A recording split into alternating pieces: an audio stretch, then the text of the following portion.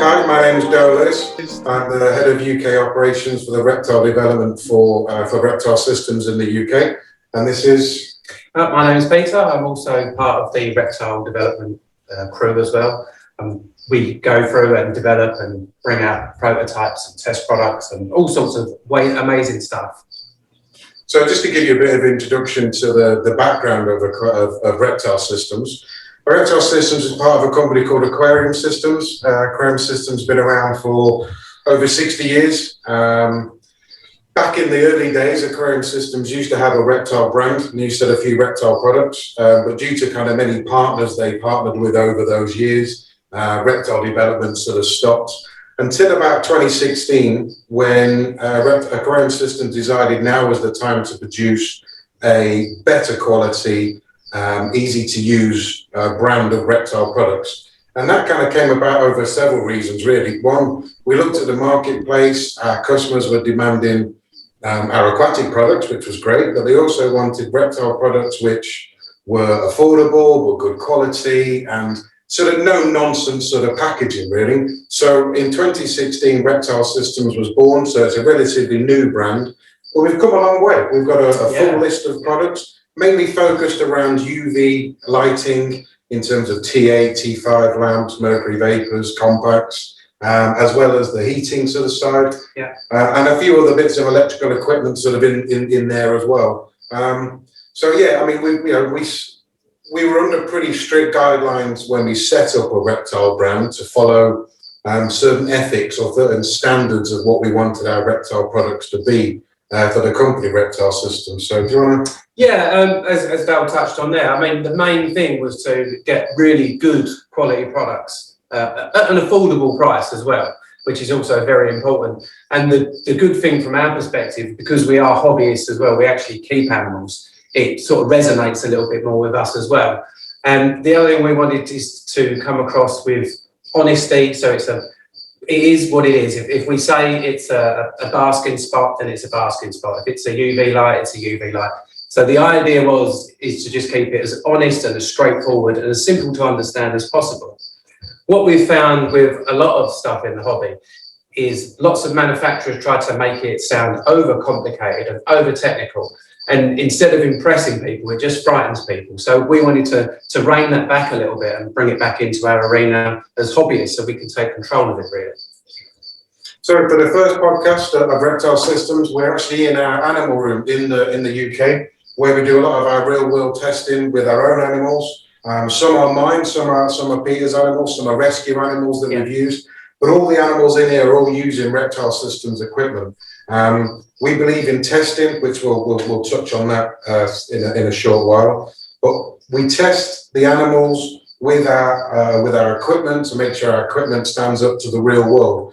You can put testing equipment in a laboratory or in a stage environment, but you can't really tell whether an animal can hang off a mesh or damage themselves, or what the light is actually doing to the animal or not doing to the animal, maybe. So to actually use it in the animal room, where we look after it 7 days a week, we get to kind of see our products in a real world situation. The animals we've kind of chosen really are probably about 90% of what the most popular animals are in the marketplace. Things like leopard geckos, bearded dragons, chameleons, a few snakes and tortoises thrown in there as well. So I tell you what I'll do, I'm going to pick up the camera and we're going to whiz around and have a quick look at some of the animals we've got, and Peter will point out kind of the equipment we're using, and then you can kind of see our equipment with the animals and some of the different types of enclosures we've got. So we'll just whiz this and kind of turn this around. Right, we'll start off at the very beginning. This houses a leopard gecko, and obviously because of the time of day that we're at, our little leopard gecko Chunky is fast asleep, but she normally comes out in about another hour or two as the light starts to go off. So on top of here, we've got our Pro 10 LED, which I won't lift up too high, which is good for plant growth, but also gives a lot of background lighting as well.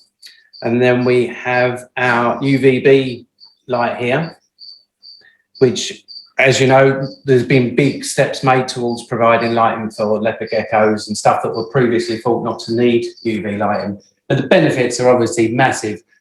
What should you put UV lighting on? basically any animal that lives outside, which is pretty much all of it. So unless it's at the deepest part of the ocean or in the deepest caves, it will benefit directly or indirectly from some form of UVB lighting. And the other thing we've got on here is a ceramic.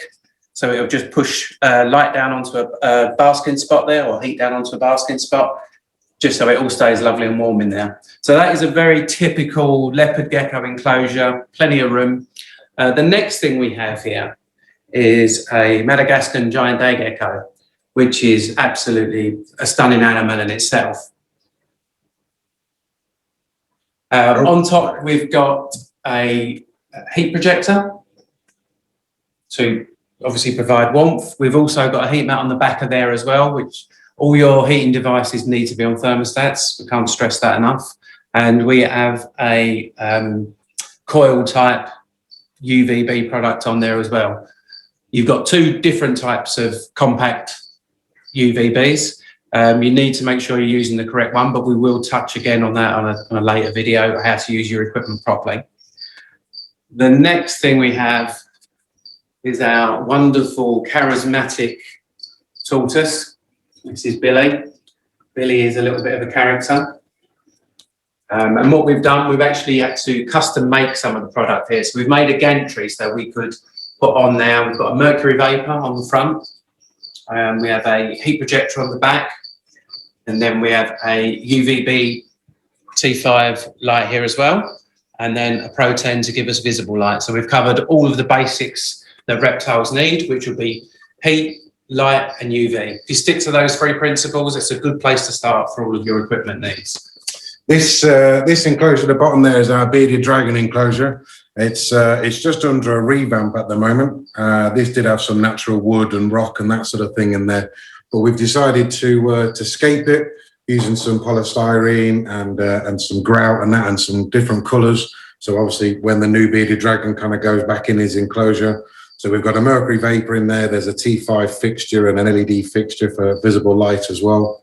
So he's got 2 or 3 different basking zones with the different steps, sort of here, here, and here, and then obviously to get away from the UV altogether down the bottom. And we're hoping that'll be finished within the next kind of week or so, and then the lovely bearded dragon can go back in his new home. So what else we got, Pete? Right, another common. I'm going to interrupt you real quick. Oh, yeah. Maybe an idea for a future podcast is, and a future video is talking about how you design these scapes. That's pretty cool. I have zero experience setting up anything like this, so that looks pretty cool, and maybe something we can talk about more in the future.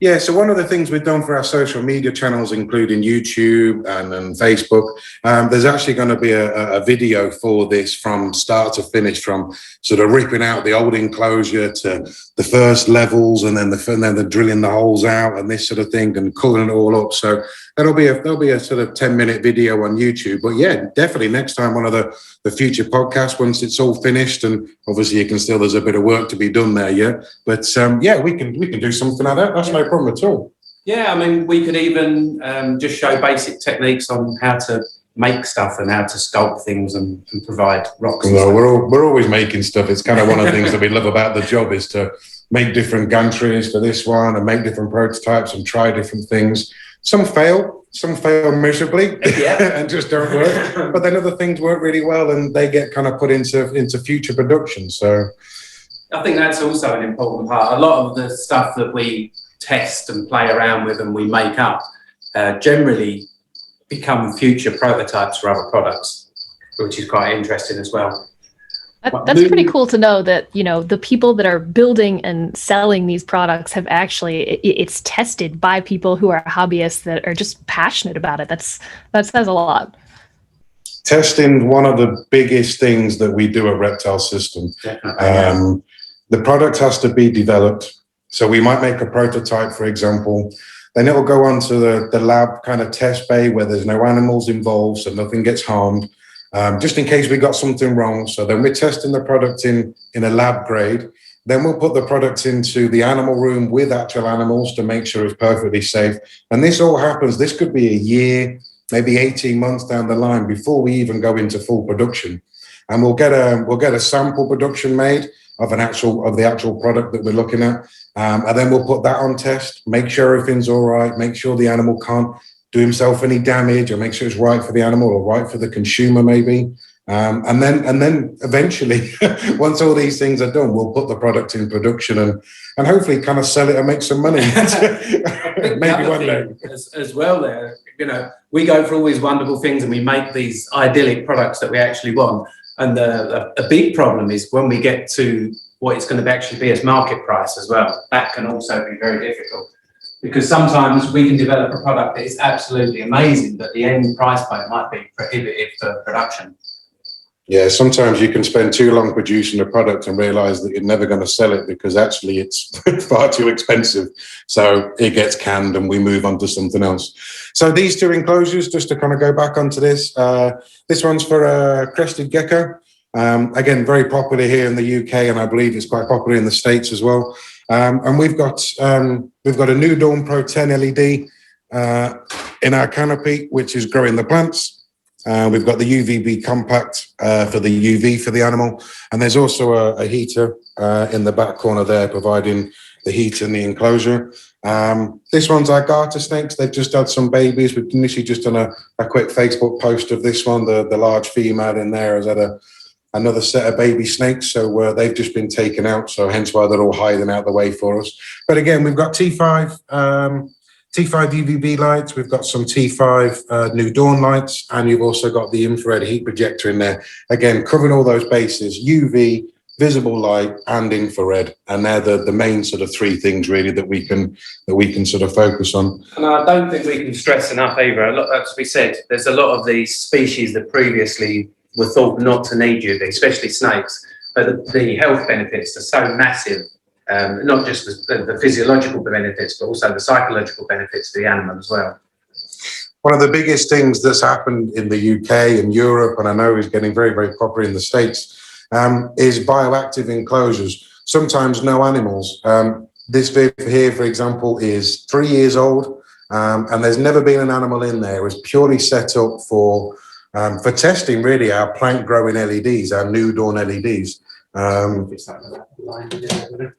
So, I mean, yeah, super bright. I'm not sure how the camera will kind of pick it out. But this went on 3 years ago just to provide the growth and the visible light for that enclosure.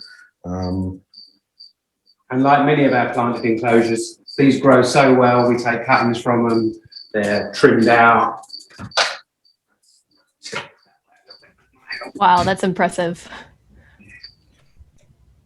These results are achievable by anybody as well. That's the thing we want to suggest. We're not using super exotic plants. We're not using super exotic backgrounds or expensive materials or anything like that. It's all very, very achievable.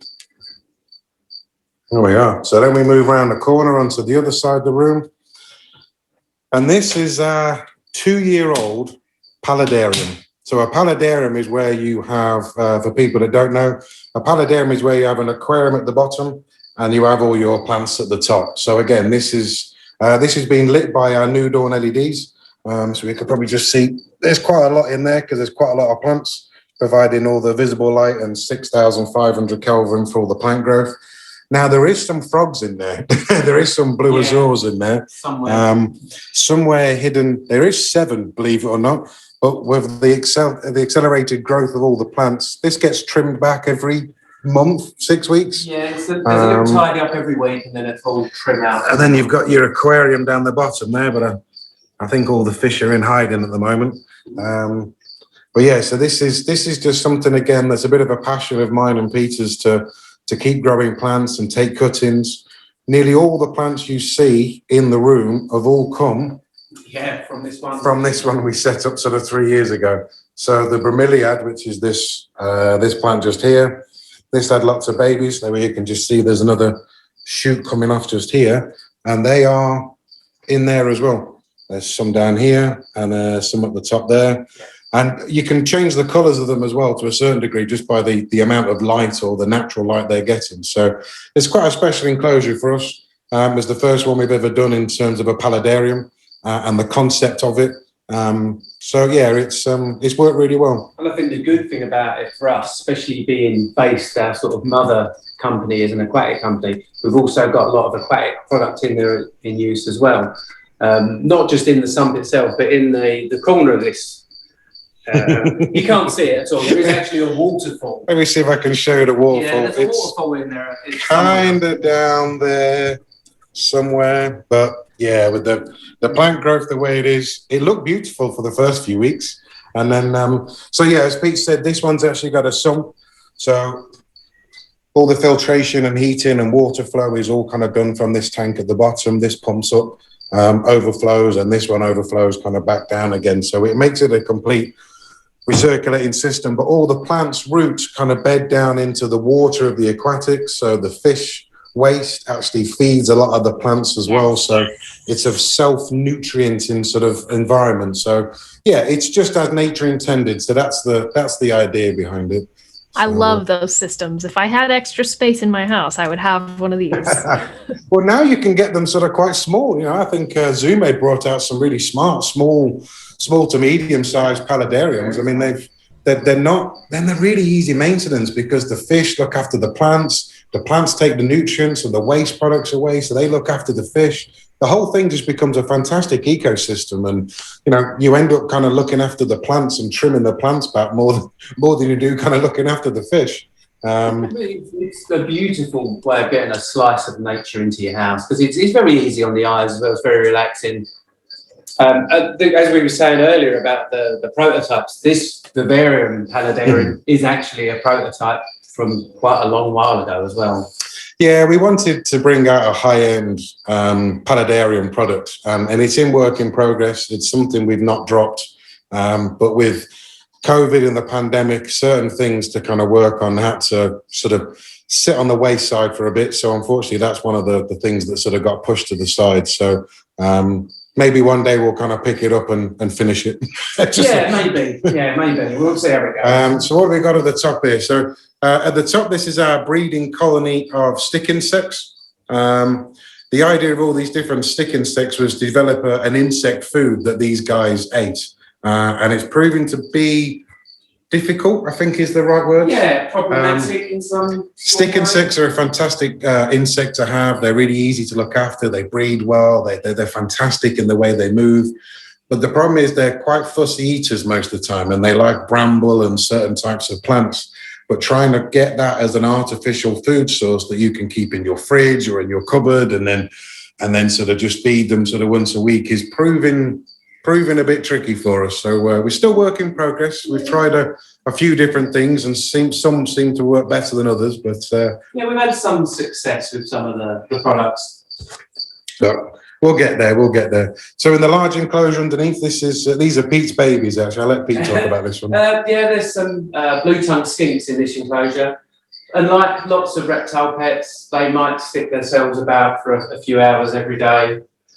They can be a little bit grumpy, and they'll come out, obviously, to feed, and they'll be around first thing in the morning. They'll come out and bask on their big flat rock that we've got in there. We've got, again, there's quite a bit of prototype equipment in here. Are we allowed to show any? Yeah, we can show this. Yeah, so we've got quite a lot of prototype stuff in here. Again, it's a good way for us to real world test lots of products. The animals have been very happy in there. They've been lots of mating behaviour, so we are hoping for babies at some stage this year, which would be wonderful. Here is Aki monitor. He's just sitting on his rock, basking under his metal halide UVB lamp there. He's about 12 inches away. He's a zone 3 animal, so he needs a UVI of about 3 to 5. And on that rock where he's sitting there, he's getting about 4.2 UVI. So he supercharges himself up nicely there for about half an hour to an hour at a time, and then he'll go out and he'll run around his little playground and does some bench presses off his grids at the top here and run around. But I can actually see this animal from my office desk, and he always makes me smile because this is probably the longest time he sits still while he's basking, and then he's off for a bit. So that's his little playground, and he's definitely one of the family, that guy. And then next is the sleepy teenagers. Yeah, the Tenrex here, which look very much like a hedgehog. Although, as anybody who keeps Tenrex will tell you, if you say they look like a hedgehog, they will go crazy because they are nothing like a hedgehog. So let's just get ready for the cute factor. Oh my goodness. Every time, Hillary, every time. They're so cute. Oh, they are. So a lot of people think, obviously, they kind of look like a hedgehog, but actually they're a temric. They're actually related to the anteater and the elephant family. Come on, And there's a reason why we've kind of got them and look after them. Well, two reasons. One, they were actually part of a customs seizure, and we rescued them because otherwise they run the risk of being destroyed, and obviously we couldn't have that. But looking at a lot of the social media groups, one of the problems these animals suffer from is a disease called MBD, which is metabolic bone disease, because a lot of keepers of this particular animal, unfortunately, don't realize they need UV. Although they're very nocturnal, unfortunately, they do need a lot of UVB. So what happens is, like hedgehogs and this sort of thing, people don't think they require UVB. And of course, they get brittle bone disease. So we've got them to try and sort of highlight, how these things can sort of, what you need to look after these animals. Oh, there we are, straight back to bed. They are teenagers, 100%. About 16 to 20 hours a day, they say, sleep. But when they get up, oh yeah, they run. There is a wheel in there, look, for them exercising. You'll never generate power from that wheel, I can tell you. And then we're into our rescue turtles. Where are they? Yeah, we've got 3 musk turtles in here that have come from 2 separate places. We've rehomed them. One's under there. See, in the UK right now, it's about 7 o'clock at night, and it is technically their bedtime. So all the lights have been switched on, so they're all used to going to bed right about now. But again, equipment on this one, nice and simple. We've got our black clamp lamp with our mercury vapor, providing an out-of-water basking area here for the turtles. All this plant and vegetable matter at the back is actually our vegetable filter. So very similar to the paludarium. All the fish waste, all the waste from the turtles, for example, gets pumped down into the tank and then back up through these pipes and actually feeds all the plant matter. So that grows, takes all the toxins, all the nutrients and all the waste products out of the water, and obviously keeps the water nice and clean and healthy for our musk turtles. In the back sorry? I would say that's a brilliant. I've taken care of turtle tanks before, and they're some of the nastiest, messiest tanks. I wish the people that owned them would have had some sort of vegetation on the top to help filter the water. It might not have been so bad. They're definitely filthy animals. I'm going to go with that. They're definitely dirty creatures, but once you kind of know, before you get them, you do your research, but like you do with any animal, and you realize that, you've only got to look on a forum or go and speak to a specialist kind of reptile shop, and they'll say that they are dirty. They eat a lot. When they eat a lot, they waste a lot. It's as simple as that. And do you want to clean this kind of size enclosure out every week, or do you want to kind of do something where you only have to do it every couple of months as a partial water change, just like a large aquarium? So, there is one. There's one down the back there. They're both about the same size. About the shell's just a bit bigger than a tennis ball. But all 3 of these are rescued. 2 of them were from a couple that split up, and neither of them wanted to take the turtles. So yeah, like always, we seem to kind of beat up the guinea pigs and say, yeah, we'll take them.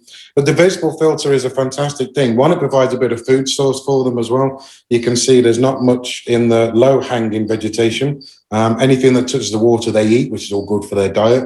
And obviously, they're fed on our own Reptile Systems turtle mix as well, which contains shrimp and gammarus and that sort of thing. So yeah, equipment-wise, again, just making sure we're using our own products, making sure it's right for UVB and plant growth and water clarity and that kind of thing. And lastly, in this room is the world's grumpiest chameleon. I'm going to go with. We've got Victor in there, who is also a rescue. I can see him, and he has done absolutely marvelously since we've had him.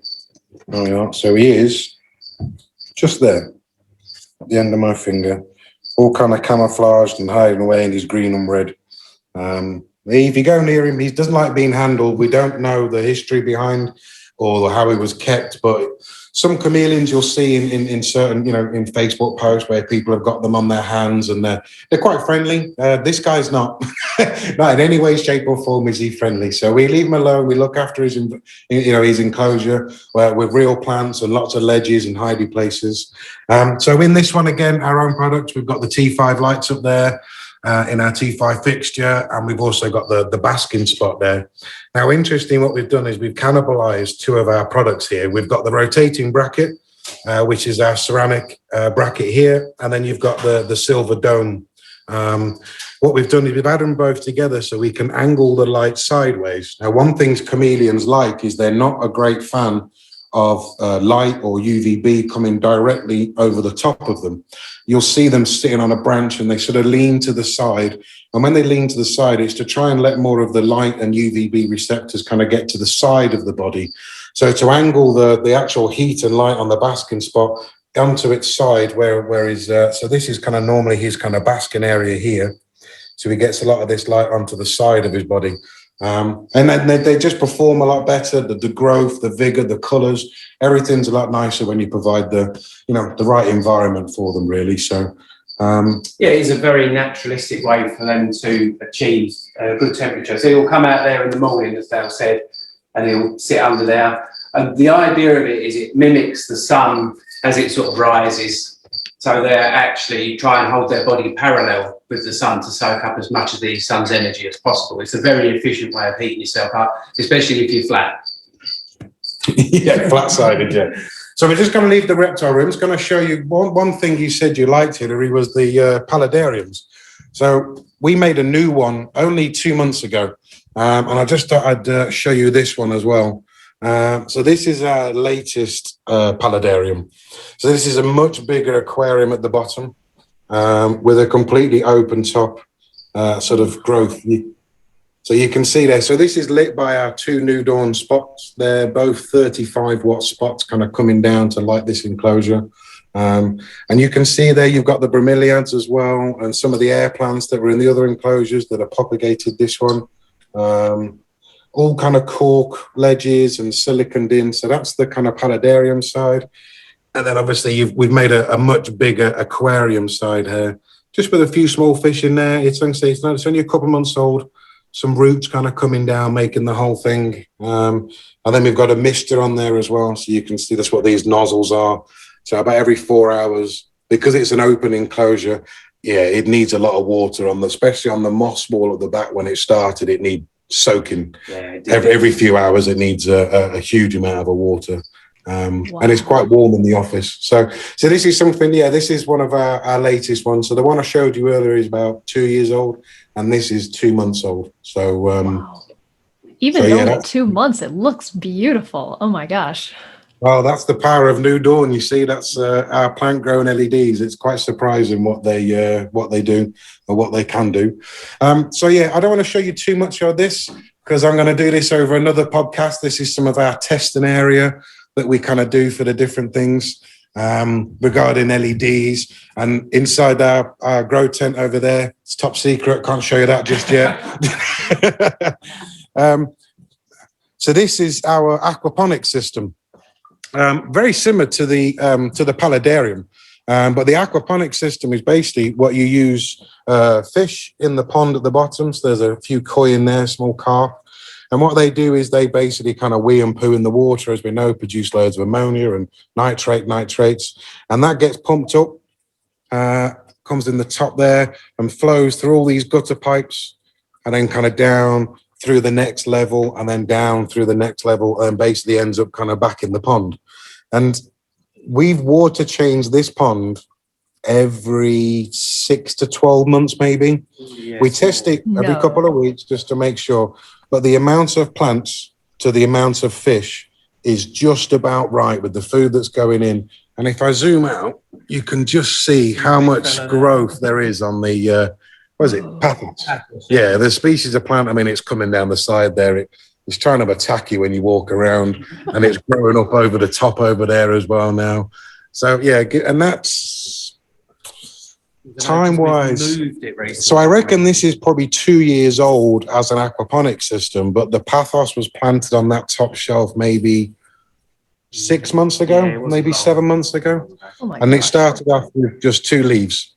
6 months ago, and again, all lit by our wonderful New Dawn LED.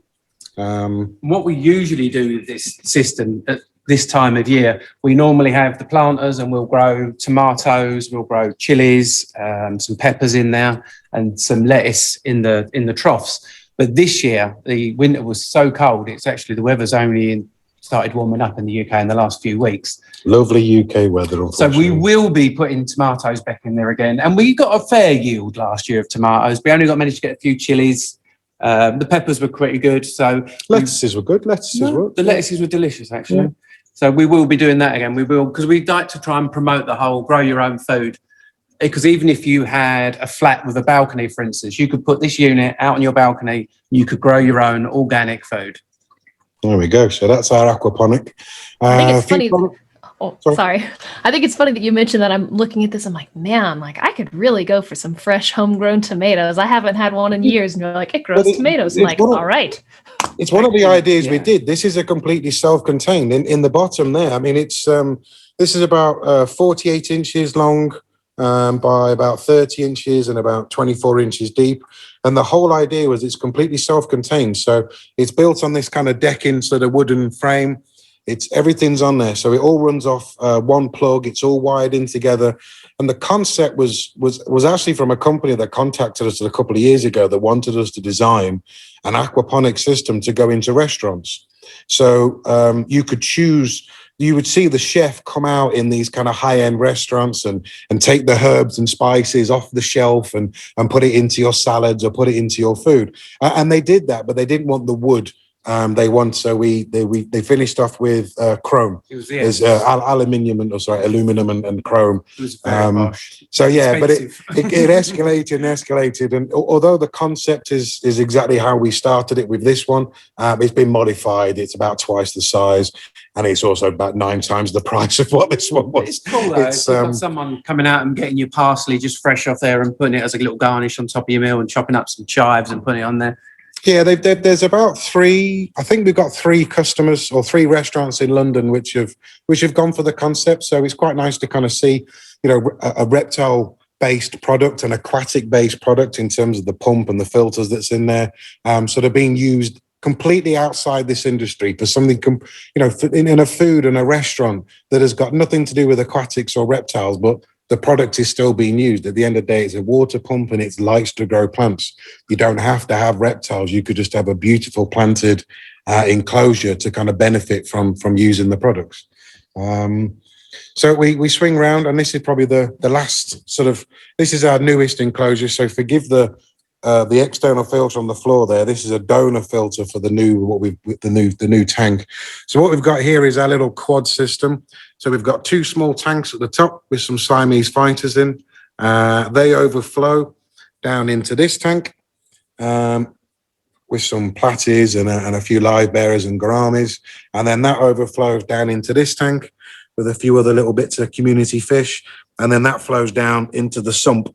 And obviously, the external filter's in the way because the fish haven't been here too long. So we're just using that filter just to help sort of seed and look after the bacteria.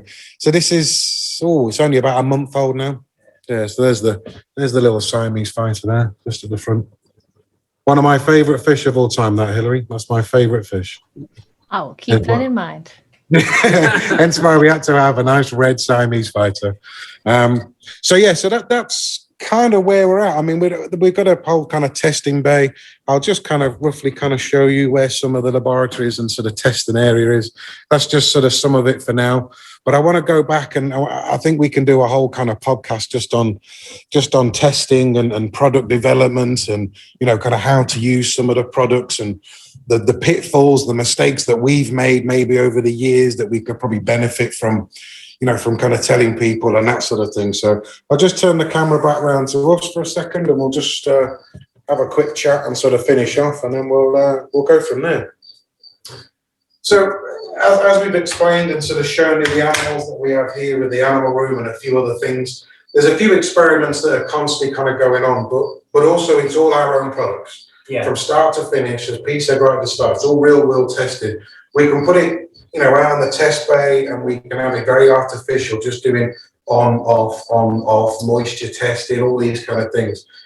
But is it right for the animal? And until you put an animal under it and you kind of make sure it is right, you don't know. So all of that process I mentioned earlier has to kind of go on before the product can even go into production, before you can do all your cost analysis of what it's going to be. So yeah, it takes time. It needs to be the right product for animal welfare, because at the end of the day, we are all about animal welfare. If we have something that we was developing and it wasn't going to be suitable, we would just scrap it at that stage. So testing, why is testing really important to us? So as I said before, Reptile Systems is only sort of 5 years old.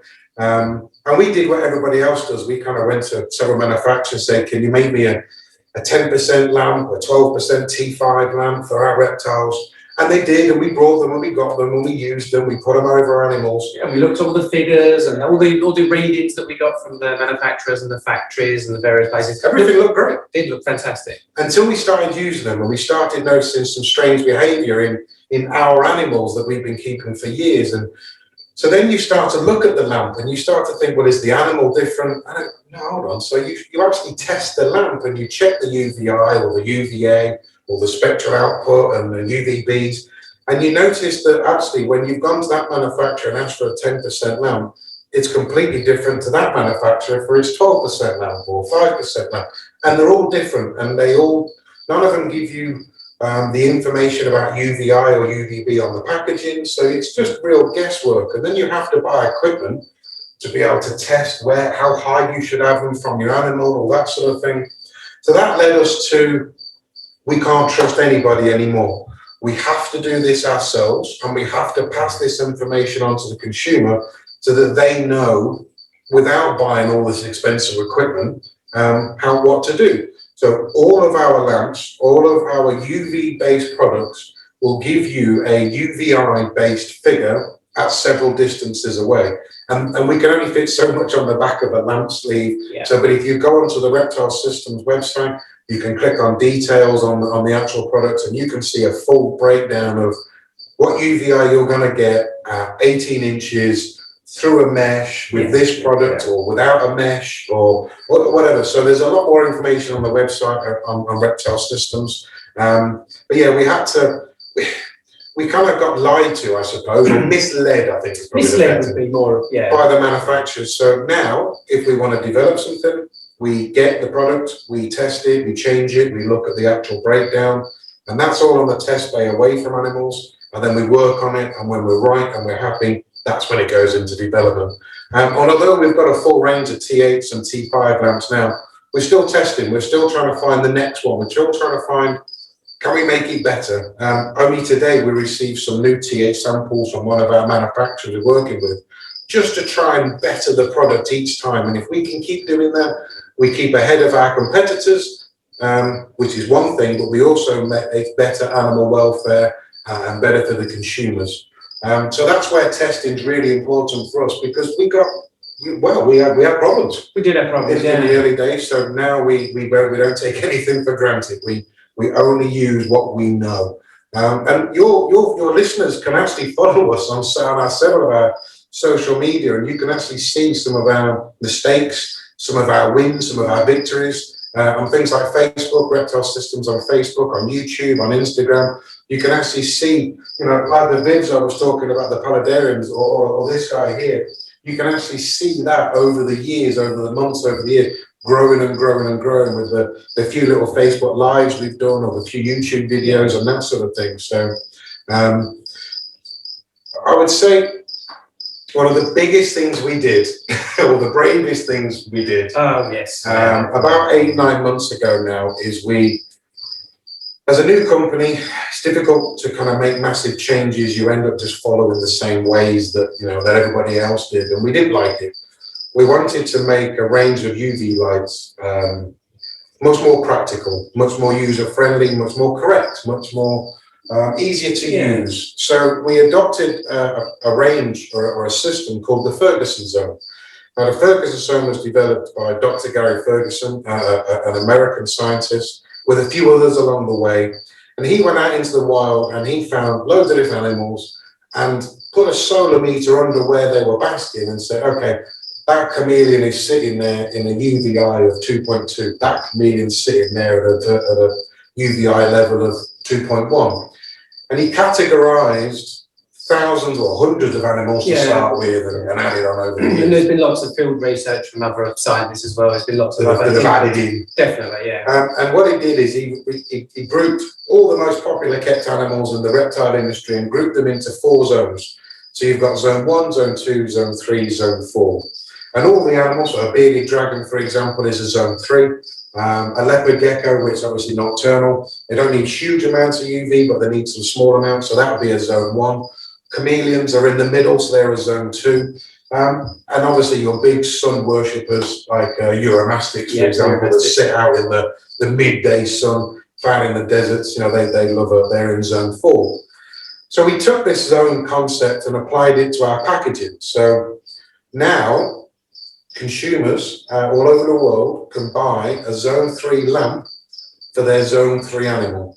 No longer is it called a 10%, 12%, 11% desert, tropical, whatever the different terminologies that it was before. And that was one of the driving forces, the reason for us trying to find a method where you could actually zone a product, because we found, even on the products that we were using, you could go and buy 4 different 10% lamps, for instance, from different manufacturers. But they could also be, you could get a 10% T5, a 10% T8, a 10% compact, and you would measure the readings on them, and they'd all be different. So the percentage system just is not workable. It's a completely unfeasible, unworkable system. So we were trying to work out a way where someone could go into the shop, because reptiles are now a mainstream pet product. And if you want to go into a shop and you want to know what lamp to buy, if you're now confronted by all of these different percentages, all of which are different, and all of which, even if they're the same percentage, they have a different output. With the zone method of doing it, it just makes it so much simpler, not only for the retailer as well, but also for the end consumer. Especially in the big stores, which we call the kind of DIY stores, or the self-service stores, the kind of the pets at home in the UK and that sort of thing, and for PetSmart, those sort of things, where they haven't always got the time to look after those consumers individually. The consumer's expected to go into the store and have a look at the shelving and see all of this different products and figure out sometimes for themselves by point of sale which one they need. So we wanted something that was really simple and easy to follow, and the Ferguson Zone sort of concept was born, really. So we launched that in August 2020, in the middle of the pandemic. Good time. So that was launched in kind of the UK and Europe, and I believe that with different delays, the American market, or the US market, is due to get our Ferguson Zone in Reptile Systems products within the next kind of few weeks, really. I believe it's almost there, so look out for that one. But we want to do the next podcast. I think we want to focus on the Ferguson Zone. Yeah, there's a lot more work to be done with that. And we mentioned a couple of times about UV, visible light, and infrared. They're the 3 things that reptiles can see, but as humans, we can only see visible light. So we only see one, the middle part of this spectrum. So if we can't see infrared and we can't see UV, how do we know it's there? We're relying on other people or products to test it and to make sure it's there for us. So next podcast, I think we're going to touch on the UV, the infrared side, and more of the Ferguson Zone. And unless you've got any further questions, Hilary, I think that's a nice little introduction into the background of Reptile Systems. Yeah, it's a nice little sort of encapsulates the whole thing as an intro. I think that was an excellent introduction. Like, just as a company, your products, the fact that, they're products built from your passion for these animals, that you go through the testing and, the Ferguson zones, like it's on social media when I'm doing posts and stuff, I was like, this makes so much more sense. Like, I'm primarily in the fish aquatic world of things, but, I wish aquarium products had that sort of label on them that makes it super easy for the consumer to say, hey, this is what I have, this is what zone it is, this is the product that I need. And knowing that the products that they're buying are tested by people who are hobbyists to begin with, who are really passionate about what they're making and the animals that they're making them for. I suppose the closest thing in the aquatic version, especially for tropical fish, would be the kind of breakdown of fish to be called community and species. Yeah, but it's quite a grey area, isn't it? There's some, community means they can go all together, but there's a few community fish where if you put them with small fish, they'll just eat them. So there is, which is not really cost effective or what you want to have in your aquarium. No. But yeah, it's difficult for aquatics, I must admit, to kind of start labeling fish or even products to kind of say this is designed for, you know, for community fish or species fish. It's quite tailored to the different species or what they eat, like algae wafers for algae loving fish or bottom feeders. Yeah, and I think that's where I think the reptile hobby and industry as well, even the the manufacturing side, we've got an opportunity to try and make it as simple as possible and to make it a safe hobby as well, because reptiles are becoming more popular all the time, and especially if you've got children that have got allergies, for instance. Reptiles make excellent pets. They're obviously, because they're not furry, they're quite easy to look after, many of them, and if you choose the right species for you, which is why things like bearded dragons and leopard geckos are so popular. But yeah, I think the reptile industry is off onto a very good foot, because we're not steeped in all this ancient history, pretty much I think like the aquatic trades. Yeah. I mean, Dale and I are from an aquatic background anyway, so our work was aquatics, but our hobby was reptiles. So it's quite weird fair. for us. Yeah, that's fair, yeah. So aquatics all the way, but in the background it was always a bit of reptile. So to do this with Aquarium Systems over the last 5 or 6 years, where it's been, aquatic and reptile, it just covers both of our passions really for both of us. And we're both from retail, so we understand. We're both consumers and we're both from retail, so we understand from the trade point of view in terms of the difficulties of what the shopkeepers have to go through in terms of trying to explain to the consumer, what this product does and how it works. So we've gone on that side of the counter. We've also been the consumer side of the counter, standing there saying, what do I need? What do I buy? Tell me what to buy. So yeah, I think the idea, and as you said, the passion and stuff, it's definitely, some people might call us losers. Well, that's why I don't, obviously my passion as well, I really like the planted side of it. So I don't tell any of my relatives that I like plants in little boxes. I just keep it to myself. But I think the planted side of it, it's better than having a picture hanging on your wall. You can actually have a living picture in your house, cleaning the air that you breathe, absorbing toxins from your environment and putting fresh air into your house. Why would you not want that? It's just a lovely thing. There we are, Elisa, there's a challenge for you. Over the next few months, you've got to buy a pallet and we want pictures of it. Oh man. I've got 3 fish tanks right now and a land hermit crab tank. I'm not sure that I have space for another tank at my house. There's always space for one. Like a hang-on vegetable field. Yeah, just like what we got for the turtles, you could just put some on the side and give your hermit crabs. No, we're only messing. But no, that's cool. Okay, so podcast number 1 introduction, signing out, and we'll. It's been great actually. Thank you very much for letting us come on and waffle. And we'll see you guys next time. Yeah.